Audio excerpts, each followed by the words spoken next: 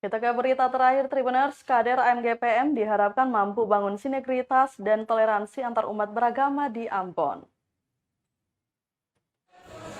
Potensi kader Angkatan Muda Gereja Protestan atau AMGPM diharapkan mampu membangun hubungan kerjasama yang baik antar umat beragama.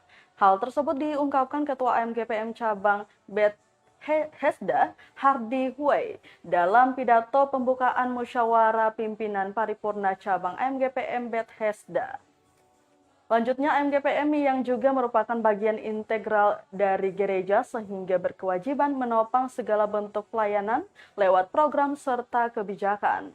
Kemudian dalam arahannya, Ketua Dapua yang diwakilkan oleh Sekretaris Dapua, Ronald Hakubun, mengajak seluruh potensi kader AMGPM agar dapat menghasilkan produk-produk legislasi yang terbaik demi peningkatan kapasitas kader dan kemandirian organisasi.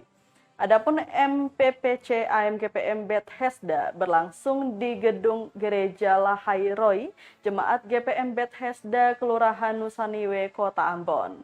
Pantauan tribunambon.com di lokasi, MPPC dihadiri 30 orang delegasi dari 6 ranting dalam cabang Bethesda, para pembina cabang, serta perangkat pelayan Majelis Jemaat GPM Bethesda.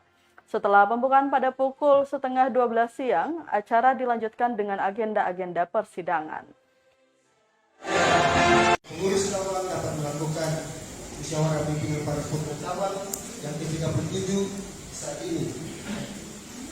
Bapak Ibu dan teman-teman semua yang berkaitan Tuhan, tercatat bahwa selama 1 tahun periode ketok sebagai pengurus cabang, maka sebagai pimpinan cabang, kita berdiri di sini dalam tanggung jawab sebagai pimpinan untuk menyelesaikan seluruh mandat konstitusi AMGPM tahun pelayanan 2022. Dalam hal ini musyawarah pimpinan paripurna.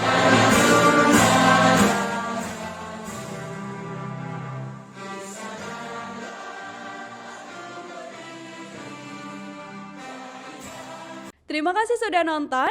Jangan lupa like, subscribe, dan share ya.